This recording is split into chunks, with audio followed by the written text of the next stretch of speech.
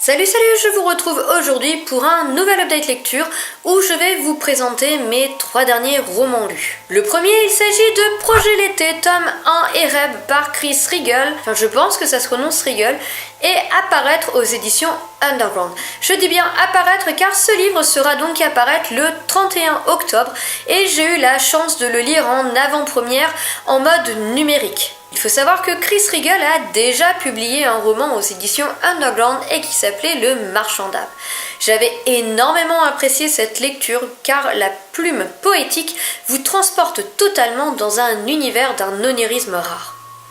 Ceci étant, il fallait quand même garder à l'esprit que tout cet onirisme faisait que ce livre n'est pas réellement facile à aborder puisqu'il demandait tout de même une certaine implication de la part du lecteur tout simplement. Bref, autant vous le dire, ce n'était pas un roman que vous alliez lire comme ça lorsque vous étiez fatigué juste avant de dormir pour vous vider la tête, puisqu'il demandait votre présence. Et bien ici, Chris Riegel nous a offert un roman, donc un premier tome d'une trilogie, dans le même univers que Le Marchand d'âme, mais ce qu'il y a de génial, c'est que j'ai trouvé que Ereb est beaucoup plus abordable que Le Marchand d'âme.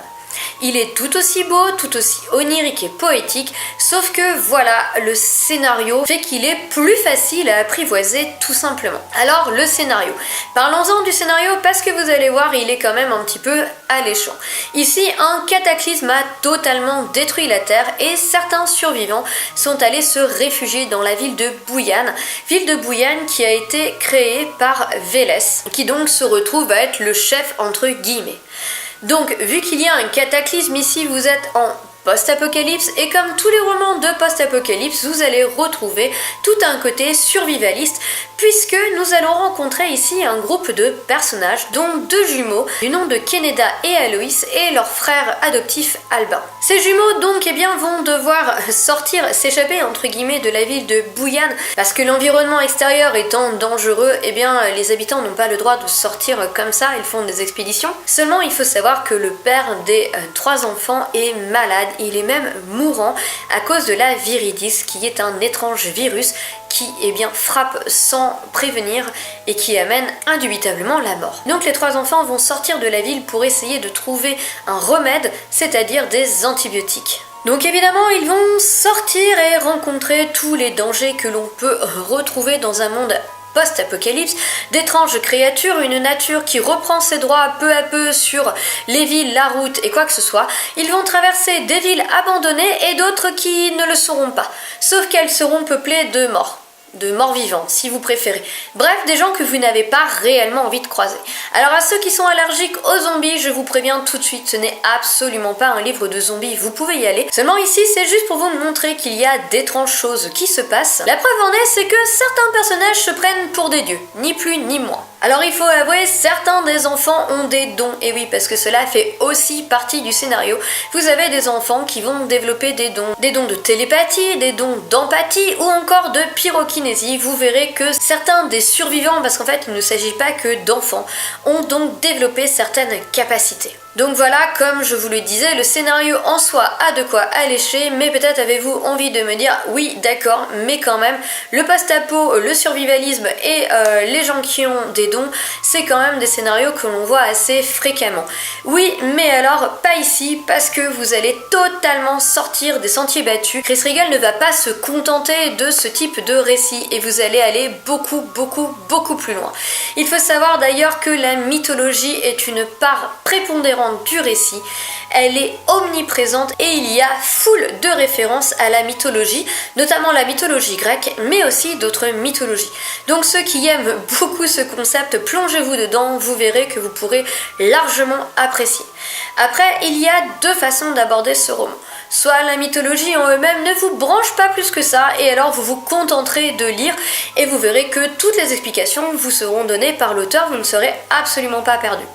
Soit franchement, la mythologie, c'est quand même quelque chose qui vous branche, qui vous intrigue et vous aurez envie d'en savoir un peu plus. Et dans ce cas, si vous voulez un conseil, renseignez-vous un petit peu sur internet par rapport aux différents noms des personnages que vous allez retrouver ici et vous verrez en fait que la plupart d'entre eux ont des noms de divinités et que leurs noms ont un lien totalement direct avec l'histoire. Par exemple, si l'on se penche sur Vélès, la personne qui a créé la ville de Bouillane dont je vous parlais en début de chronique, il faut savoir que Vélès est le nom d'un dieu, si je ne me trompe pas, c'était un dieu slave, et ce dieu donc vivait sur une île mystérieuse du nom de Bouillane.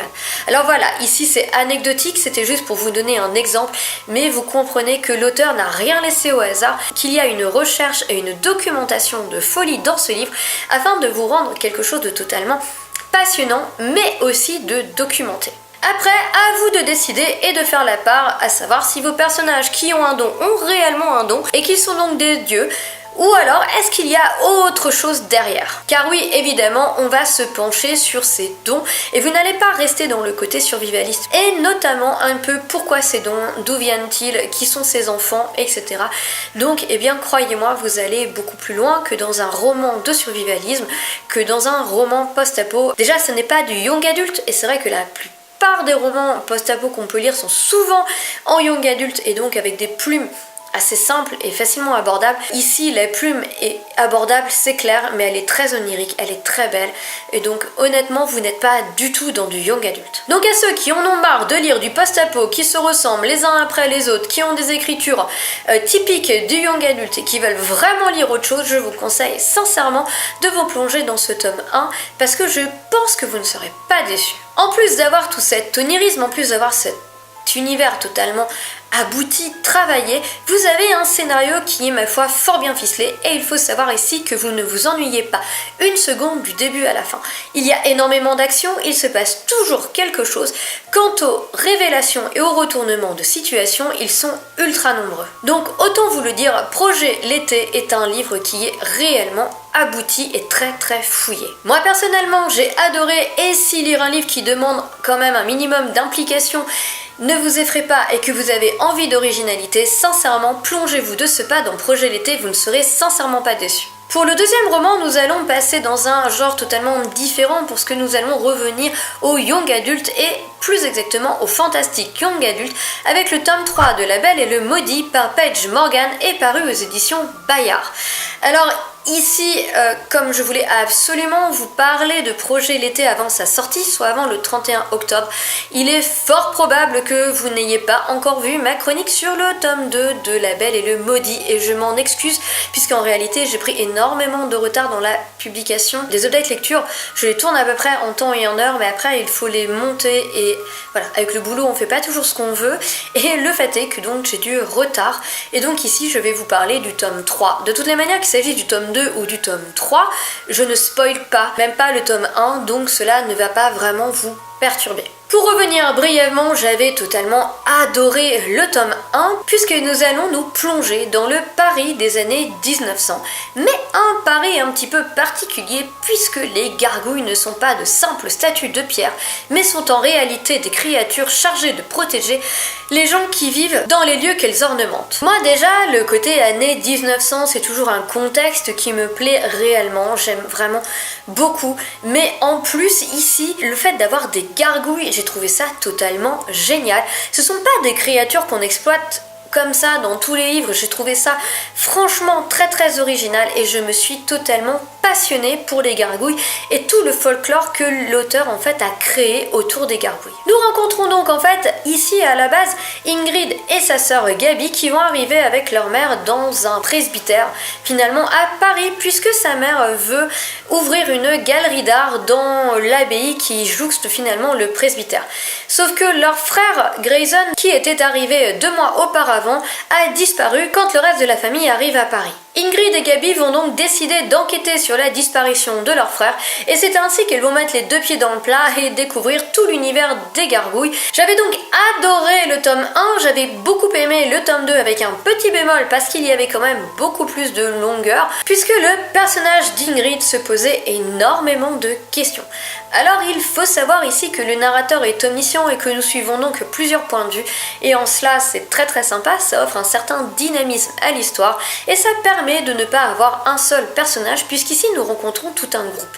Après Ingrid est quand même un personnage qui a une importance prépondérante dans le livre et on s'attarde donc beaucoup sur elle et au bout d'un moment tous les questionnements qu'elle se pose sur ses amours puisqu'ici évidemment nous avons un triangle amoureux, j'en avais un peu ras la casquette. Donc voilà, c'était un peu le petit bémol sur ce tome 2, c'est qu'il y avait quand même quelques longueurs où il s'apassait un petit peu moins de choses et une Ingrid qui se posait franchement trop de questions sur la vie, surtout qu'elle hésite entre des garçons mais dès le tome 2 on sait déjà qui elle va choisir, donc bon voilà, il y a un moment stop. Mais ce qu'il y a de très sympa, c'est que dans le tome 3, elle va finir par mettre un petit peu d'ordre dans ses sentiments et choisir. Donc il y aura quand même un peu moins de questionnement, même si tout de même, malgré le fait qu'elle choisisse et qu'elle sache, bon, elle reste quand même attachée à l'autre personne et gna gna gna.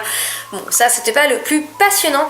Mais comme l'action se renouvelle et part carrément à 100 à l'heure, franchement on n'a pas le temps d'être gêné par ça. Parce que oui, ici les longueurs dans ce tome 3, il n'y en a pas. L'auteur repart dans l'action à fond et c'était super sympa.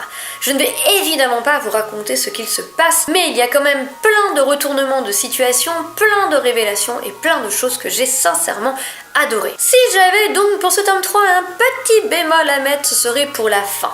En fait, la fin est très bonne, je l'ai beaucoup aimée, même si elle est fortement prévisible. Je me doutais sincèrement dans les grandes lignes qu'elle allait finir comme ça.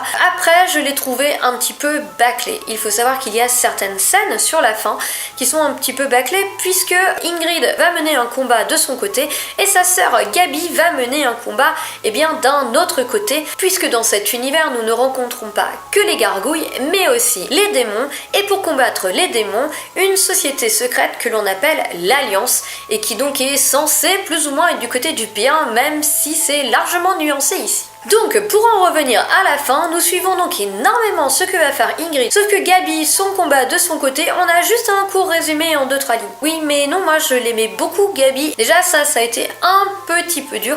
Après ce qui moi m'a plus chagriné ici, c'est que j'ai trouvé que la fin, voilà, on termine et stop, au revoir et merci. Alors moi j'ai suivi les personnages pendant les 3 romans, ce sont des personnages qui sont particulièrement attachant et c'est vrai que quand la fin arrive j'avais un petit peu envie de savoir ce qu'il devenait. Or là l'auteur ne le fait que par sous-entendu et là voilà, ce n'est qu'effleuré. J'aurais voulu qu'elle rajoute une 30aine de pages pour franchement clarifier un peu la situation et nous dire en fait exactement ce qu'il en est pour ces personnages. Le tome faisait déjà 550 pages et honnêtement je me suis pas ennuyée donc ça coûtait absolument rien d'en rajouter 30 de plus. Donc c'est le petit bémol. Donc ce n'est pas une fin ouverte, ce n'est pas une fin qui nous laisse sur notre fin sans mauvais jeu de mots.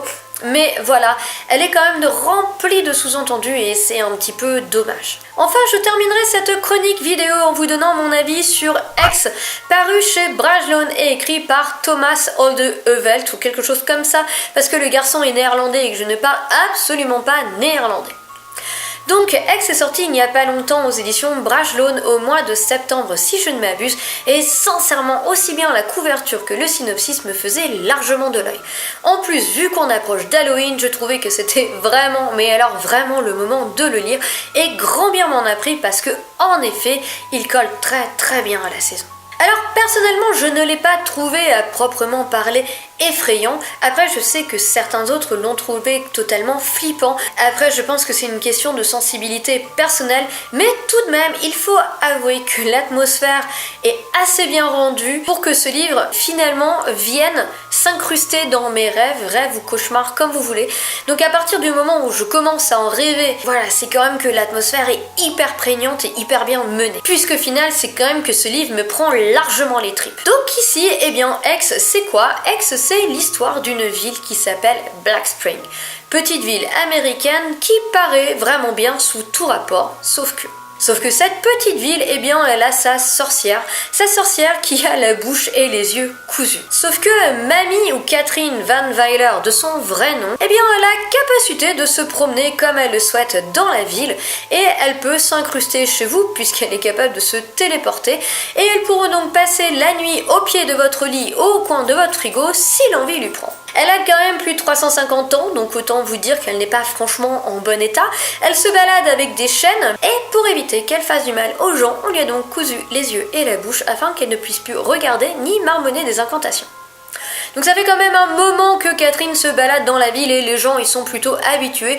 Ils ne font plus vraiment attention à elle, même si, eh bien, il y a eu pour la protection de la ville l'ex de Créé, qui donc a pour but de protéger la ville, notamment en cachant l'existence de la sorcière aux étrangers. Et oui, parce que vous ne pouvez pas empêcher quand même les gens d'aller chez vous ou de dormir à l'hôtel ou quoi que ce soit.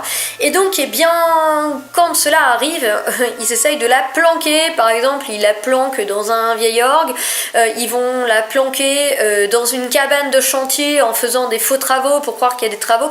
Bon, ce genre de choses. Seulement, personne ne touche à Catherine parce que quand même, les gens n'osent pas, puisqu'il faut savoir que la population n'est pas si tranquille que ça, parce que si vous quittez la ville, une envie irrépressible de suicide vous étreint très rapidement. Bref, vous l'aurez compris, la chère Catherine n'a pas que des avantages et elle est très loin d'être une attraction touristique. Mais nous allons suivre une famille avec notamment le fils aîné qui s'appelle Tyler et qui lui, eh bien, s'insurge un peu contre le fait d'être bloqué à Black Spring parce que ça le bloque dans sa vie et Tyler en a un petit peu ras-le-bol et il va donc se dire que ça pourrait être sympa d'étudier un peu la sorcière afin de savoir si elle a un point faible.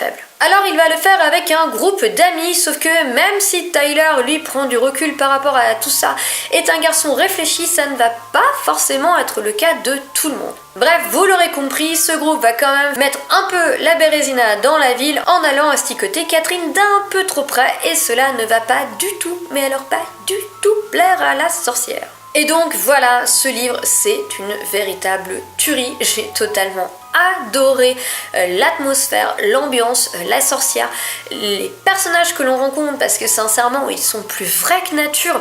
Vous suivez vraiment, donc vous suivez toute une famille avec le père Steve, la mère Jocelyn et les deux enfants Matt et Steve, mais vous suivez aussi eh bien d'autres habitants dans la ville puisque comme je vous le disais, X c'est l'histoire de la ville de Black Spring, donc vous n'allez pas vous arrêter qu'un seul ou deux, trois personnages, vous allez beaucoup plus loin et donc forcément vous apprenez à détester certains personnages, à adorer d'autres personnages, mais quels que soient les sentiments que vous avez envers eux, de toutes les manières ils vont morfler à un moment ou à un autre. Je ne me suis pas ennuyée un quart de seconde dans ce livre parce que il arrive plein de petites choses en fait, c'est pas une énorme action, mais il arrive vraiment plein de petits événements qui vont commencer à taper sur le système de Catherine et au fur et à mesure, eh bien, ces réponses vont être de plus en plus violentes et donc vous avez une escalade dans la violence comme ça que j'ai adoré suivre parce que l'atmosphère est géniale et c'est vrai que bah voilà, quand vous êtes en présence de la sorcière, que vous la voyez apparaître à droite ou à gauche avec ses yeux cousus, ouais, l'atmosphère est ultra bien rendue. Mais comme bien souvent dans les romans d'horreur où l'on présente des monstres, on va très vite s'apercevoir que les plus monstrueux ne sont peut-être pas les créatures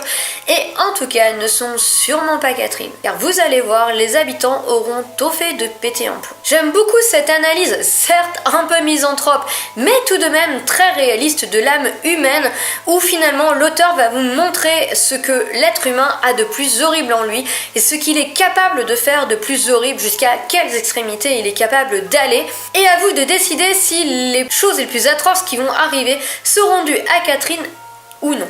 Alors il faut savoir que ce livre a d'abord été publié évidemment aux Pays-Bas, puis après en Belgique je crois, et qu'à la base, eh bien, la ville de Black Spring s'appelait, je ne sais plus comment, mais c'était une petite ville des Pays-Bas, mais lorsque les droits ont été rachetés, eh bien l'auteur a donc transposé, a pu retravailler son manuscrit et l'a donc transposé dans une petite ville américaine, et donc lorsqu'il a retravaillé son manuscrit, il a aussi retravaillé la fin que je vous laisse découvrir, mais qui est totalement adaptée au roman. Enfin, je ne pouvais pas rêver mieux par rapport au roman, j'entends. Elle est vraiment top.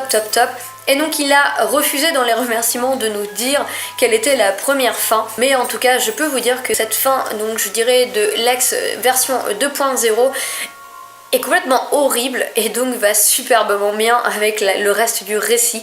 Donc franchement, j'ai totalement adoré. À noter aussi que la plume, l'écriture est assez particulière et qu'il faut s'y habituer. Moi, j'ai vraiment beaucoup apprécié. Après, il est possible que certaines autres personnes aient un petit peu plus de mal. Je m'explique, il faut savoir que dans la ville de Black Spring, afin de pouvoir surveiller Catherine, eh bien Lex a posé des caméras partout et donc on vous fait bien comprendre de suite que de toutes les manières vous êtes tout le temps surveillé, que la vie privée ça n'existe plus et en plus comme ça se passe récemment de nos jours, eh bien vous avez par exemple Tyler qui a une chaîne YouTube et qui donc vlog un petit peu sa vie et donc vous retrouvez énormément de passages où finalement vous voyez les images depuis la vidéo. Donc ça peut certainement perturber certains lecteurs.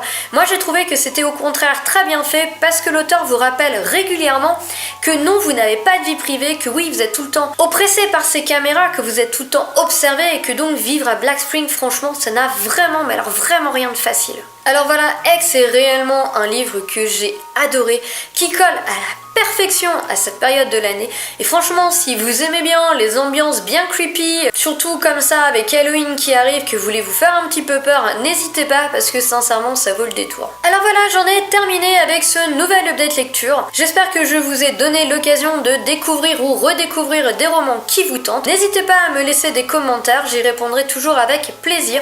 Et en attendant, je vous souhaite à tous une excellente journée, de très belles lectures et je vous dis à bientôt dans une prochaine vidéo. Ciao, bye!